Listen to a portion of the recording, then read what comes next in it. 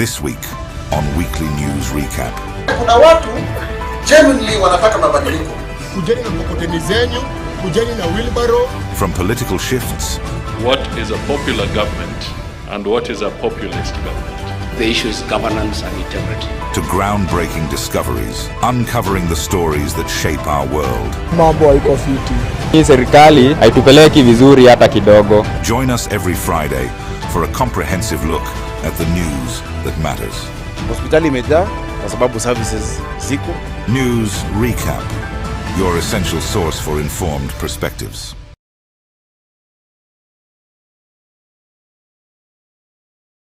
After kupelekwa polisi.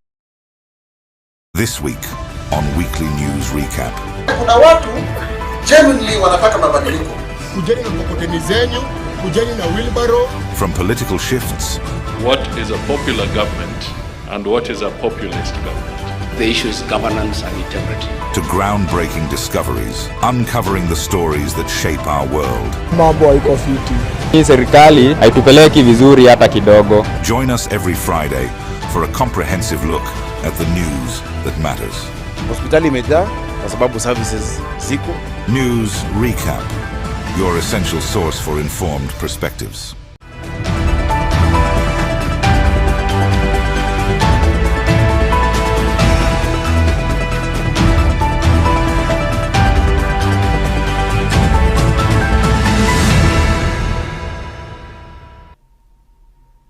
Good evening, this is Stars TV News reporting. I'm Trevor Kinyua.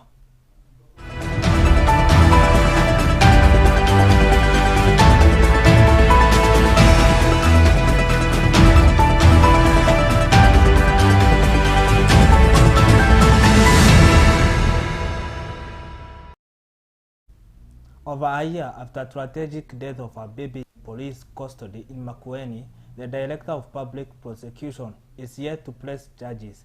Despite an outcry from human rights groups and families demanding justice, investigation appears the status. With no officers had responsible for far, the deadly has raised serious concern about police accountability and transparency in justice system. The prosecution were varied in individual in law enforcement custody. After kupelekwa polisi nilifungiwa na mtoto ambapo huyu askari alikuja kunishika, alianza kunichapia kwa duka. Nilipofika polisi nikaketi kwa kiti nikamuuliza amenishikia nini. Akanisukumanisha na mtoto. Hapo ndio alinichapa akapita akagonga mtoto akiwa kwa mgongo. Hapo ndio mtoto alianza kuzirai. Nikagonga mlango mara ya kwanza, hakuna mwenye alikuja. Mara ya nne hakuna mwenye alikuja. Kufika saa 2 ya usiku ndio niligonga mlango na miguu zote mbili. Ndio mlango ilifunguliwa. Ndio nikawekwa nje na CI pale ambayo ni Inspector Msalama akaniambia nichukue maiti yangu nijue venye nitaenda kuifanyia. Kwa hapo mpaka sasa nimekuwa nikipigia IPOA, wananiambia faili ziko kwa DPP na mpaka sasa sijapata justice. Interior CS Kinyua Murkomen has announced that chiefs from Mandera County who were arrested abandoned by suspected Al-Shabaab militants will be honored with head of state of health of their service. The chiefs were kidnapped while carrying out official duties near Kenya-Somalia border and later released after a period in captivity, sparkling national concern and commendation of the incident. Murkomen praised the courage and committed the public service despite operating in one county and in secure regions. Habari walikuwa wanaongelelea tu mambo ya security ya sehemu hii kiholela. Wanaongea kiholela. Na wanasiasa wengine hata walikuwa wananituzi. Ati wakati chiefs walitoka hapa wakachukuliwa na Al-Shabaab mpaka upande ule, ati sasa sisi ati kwa sababu ya chiefs kurudishwa ni kwa sababu mimi na rais tunafanya kazi na Al-Shabaab. Huyo ni mtu anafaa kuletwa na kufungiwa hapa wiki moja kwanza. Alafu akimaliza anaambiwa enda kwa habari sasa ongea. Taona atasema mnizame. Chiefs wote watapata state recognition. watatambuliwa na serikali kwa sababu ya ujasiri wao ya kupitia mashida na bado wamerudi kufanya kazi. We will give them head of state commendation kwa ile sherehe itafanyika mwaka huu. The African Export-Import has officially unlocked Africa Trade Gateway. The digital platform designed to enhance extra-African trade from the boost content participation in global digital commerce. The ATG intelligates various trade services such as payment solution, trade information, regulatory tools, and customers, aiming to simplify it. The offering ascends the new markets and streaming trade, processing through technology-driven solution. A trade gateway. To reach its full potential, we need strong partnership. One, the bank and other financial institutions diversify and scale up your cooperative and MSMEs products to include financing for green innovations and digital enterprises. Number two, to logistic partners, build efficient, reliable, and affordable logistics systems to unlock regional and continental value chains. Number three, to the private sector and cooperatives, embrace ATG, register your businesses, and integrate its tools into your trade practices. The future of trade is digital, and ATG is Africa's own solution. With 5 key mandates from the AfCFTA, which entails, number one, access to market or demand creation. We support consolidation, logistical setups, and aggregation. We support capacity building of our SMEs to be able to be ready to export. Cherumo Hospital Group has conducted a mental health training program for over 100 clinic members for all seats with Nairobi-based ACK churches, aiming to equip them with the knowledge needed to define, manage, and support mental health issues. The part of hospitals orders effort to promote mental illness through community partnership and recognize infectious religious at the leaders play in offering and support. Has a spiritual life and a spiritual being. You cannot live by the spirit alone. We exist, as we have been read for us here, as a temple, yes? And you cannot be complete without looking after the body. To reach where we have reached in Kenya with regard to mental health has taken the better part of 20 years. So we are firm, we are knowledgeable, we are confident that our science is solid. We are now at a point where we can now look outside of ourselves and with facts and figures engage the rest of society. We are comfortable in our skin. We can now engage the rest of the world, including faith-based organizations. In his holistic nature, and we work together from all aspects of life, we will achieve the best for this very human. So combining the psychological approach and the spiritual approach for the mental wellness and well-being of a human being, this is a biblical command and is a divine direction. And I want to thank the Chilomo Hospital and especially the chair, Dr. Frank, for the initiative he has taken in involving the church so that him and his team and the church will be able to approach the issue from a common perspective and a common understanding. And especially for the church, we shift from condemning those people who have been mentally ill and associating the mental illness with demonic attacks, while it is an illness as any other. And even bringing that mind change and mindset for us is an eye-opener. Banditry, once in a major security crisis in northern Kenya, is now on decline.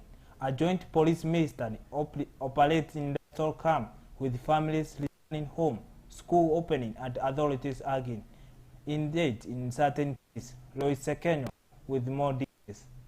When the Kenya Kwanza administration took office in 2022, banditry stood out as one of the country's most pressing security challenges. Armed groups wielding illegal firearms unleashed a wave of terror across at least 7 counties. They stole livestock, carried out deadly attacks, and forced thousands of families to abandon their homes in fear, leaving a trail of devastating and insecurity. Tumepata kuona amani kwa sababu hata mandugu zetu, majirani zetu ambao tulikuwa tumepigana na wao, kwa sasa tunashirikiana na wao kwa kila jambo, kwa sababu sisi tulirudi kama hatuna ng'ombe na hatuna mbuzi. Wao sasa wenyewe ndio wanakuja kutuletea maziwa. 3 years on, the tide appeared to have turned. A multi-agent security operation, code-named Operation Maliza Uhalifu, has significantly weakened the bandit menace. Security forces mounting sustained crackdowns in hotspot regions, cornering armed groups and dismantling their hideouts.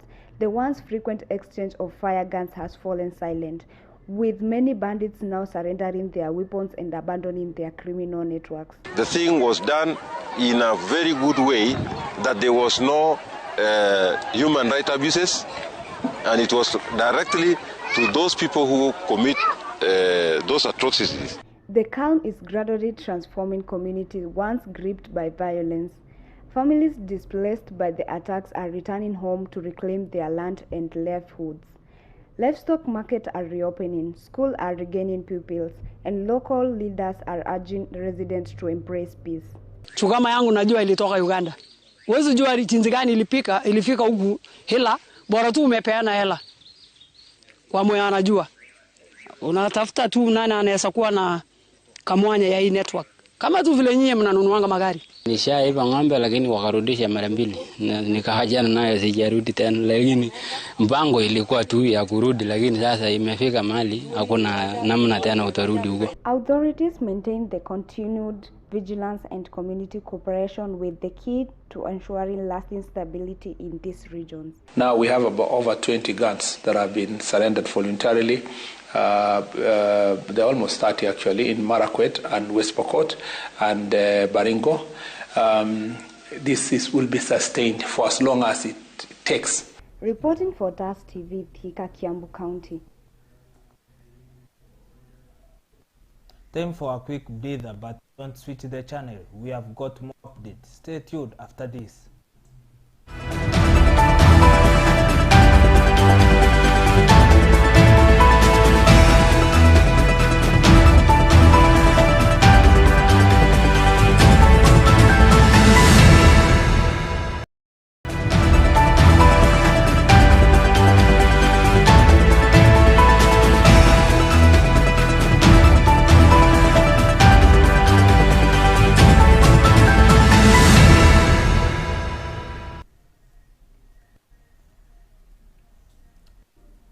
Welcome back and thank you for staying with us.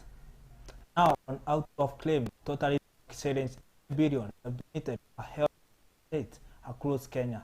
SHA has registered 10.7 billion due to suspended or validity. The authority has defined 1.7 health facilities. Of these, 85 have been inhabited engaging in fraud, 151 are small flagged in submitting and abrogating outside their license level. As they handed over such efforts, the data claim investigation operators. The SHA has law provided both fines and criminal prosecution for fraudulent crime. Mwende Msebi has more information.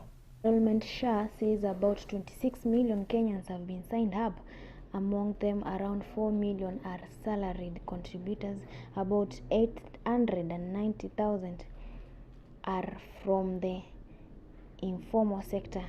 Hence, about 4.8 million of these are active payers. Regarding concerns over privacy and use of data in investigating claims, Mwangi emphasized that SHA's work is in the line with law. Patient consent is obtained when people visit facilities and fill out claims forms. The data handling is also governed by SHA's Act and the Digital Health Act.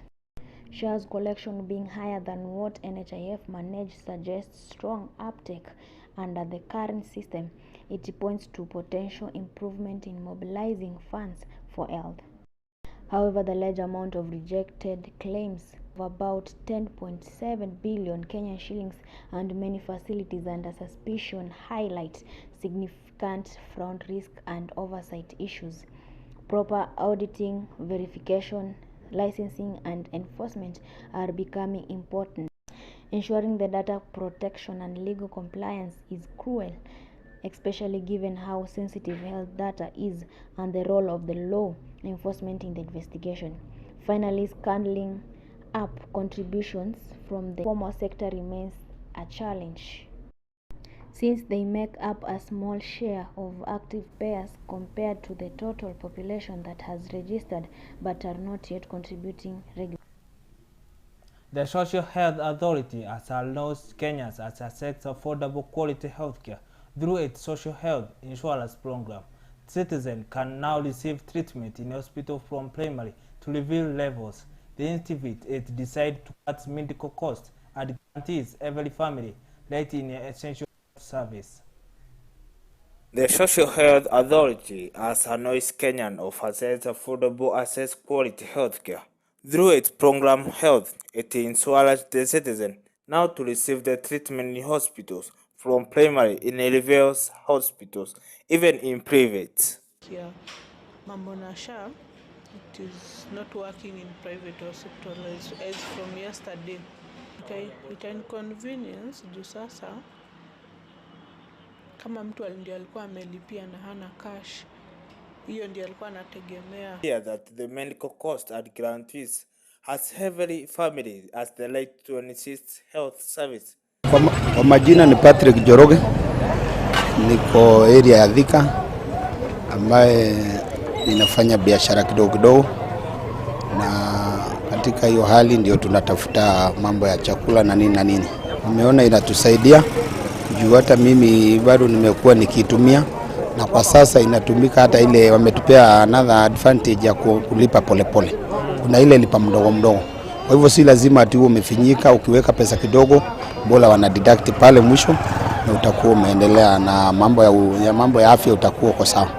Kwa hivyo hakuna haja ya kusema ati haifanyi kazi. Mimi niko na uhakika inafanya. I'm reporting TAS TV. My name is Trevor, Kinyua.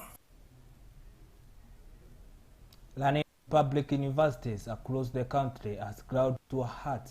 This follows a streak from lecturers and non-teaching staff who has down their tools of unpaid. The Dawn says that the government still owns their 10.63 billion shillings from two collective agreements dating back from 2017 to 2025. According to the union, despite repeated promises, the fund remain unsettled, with individual action kicks off even after government received 2.5 billion shillings as a part of due. Azel Mwenda with more information. Lecturers in public universities have officially down their tools, protesting the government delaying in implementing collective bargaining agreements, the CBAs. The Dons, through the University Academic Staff Union, UASU, argue that the government has consistently failed to honor agreements dating back several years, leaving them burdened with stagnant salaries and unmet allowances despite the ever-rising cost of living. They maintain that the repeated promises have not translated into tangible action, forcing them to resort to industrial action as a last option. This government came into office on the promise that it will always negotiate, register, and implement CBS, never in arrears. Dutifully, the unions submitted their proposals at the beginning of the year. Since the beginning of the year, it has been crickets, silence from the government. The strike has disrupted learning in public universities nationwide, with thousands of students stranded as academic programs agreed to halt. The lecturers have vowed not to return to class until the government provides a clear roadmap for the full implementation of CBAs. The industrial action comes at a critical time when universities are already grappling with financial constraints raising fears of extended semesters, delayed graduations, and further instability in the academic calendar. We have been earning less than our colleagues all over the country because when our colleagues from other universities were being paid on diagonal scale, we were being paid on a deducted horizontal scale. We need our CBA arrears paid in total. For those two CBAs, 7.9 billion for the 2017-2021 CBA. 2.73 billion for the 2021-25 CBA. Analysts warn that the strike could have long-term consequences for higher education in Kenya. If unresolved quickly, it will risk lowering the overall quality of education, destabilizing the academic calendar, and pushing some students to seek alternatives abroad or even in private institutions. Beyond the immediate disruption, the standoff highlights a recurring pattern of industrial disputes in the education sector, emphasizing the urgent need for sustainable funding models and genuine dialogue between the government and academic staff unions. Reporting for TAS TV, Thika, Kiambu County, my name is Moinda Kelvin.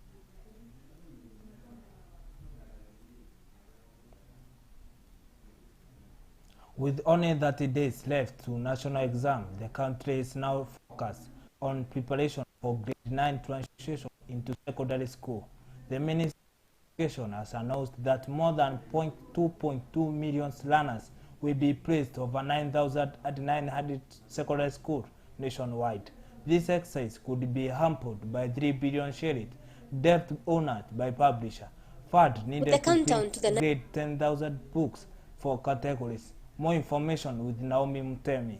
National examinations now are just 30 days. Anticipation is rising among learners, parents and teachers.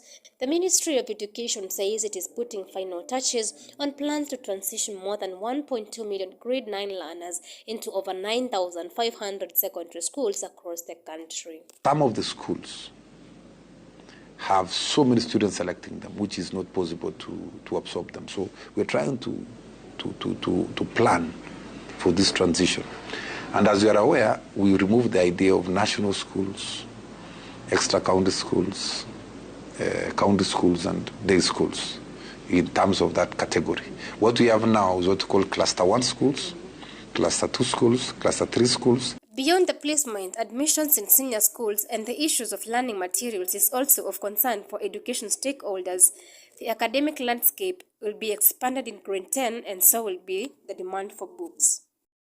The learning areas are more than 35 learning areas, and those learning areas must be taken care of because we must take care of every desire of the Kenyan child. We have the capacity to supply all those learning areas, the capacity to supply all the copies needed in the country. Placement will be determined by the learners' career pathways and their performance in next month's assessment. But there is a looming concern. A 3 billion shilling debt owed to publishers is yet to be cleared, money critical for printing the grade 10 textbooks catalogue.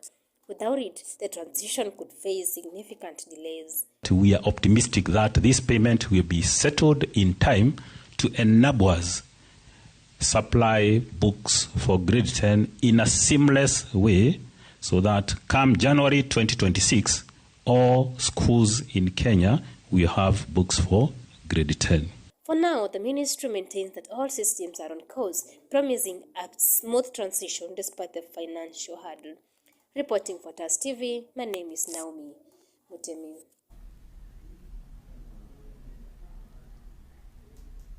Team Kenya has returned home to a hero welcome after delivering a stellar performance at 2025 World Athletics Champion in Tokyo. The team secured multiple across various tracks at the field events. Their achievements were only brought pride to the nation and also inspired the next generation of athletes. Government official funds supporting bodies have lauded the team effort, promising that continued support for athletics development in country.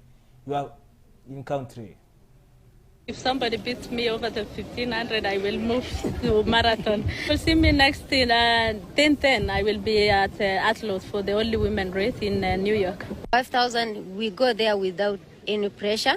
Like Forfait told me, we go there, we do our best.